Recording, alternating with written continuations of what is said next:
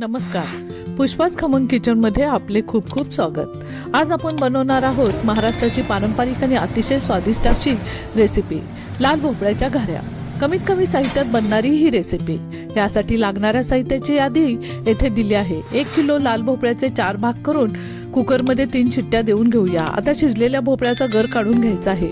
गूळ सुद्धा बारीक कट करून घेऊया आणि या भोपळ्याच्या गरामध्ये चांगला मिक्स करून घ्यायचा आहे।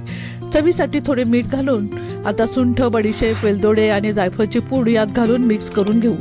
गव्हाच्या पिठामध्ये अर्धी वाटी मोहन घालून घेऊया। आता भोपळ्याच्या गरामध्ये तुपाचे मोहन घातलेले पीठ थोडे थोडे घालत पिठाचा गोळा बनवून घ्यायचा आहे।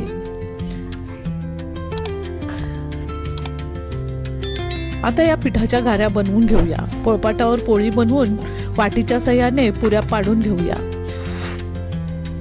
आता गॅसवरील कढईमध्ये तेल गरम झाले आहे। यामध्ये या घाऱ्या खरपूस तळून घेऊया। गरमागरम घाऱ्या तयार आहेत। या आणि अशा घरगुती रेसिपी पाहण्यासाठी पुष्पाज खमंग किचनला लाईक, शेअर, सबस्क्राईब नक्की करा। पूर्ण व्हिडिओची लिंक खाली दिली आहे। धन्यवाद।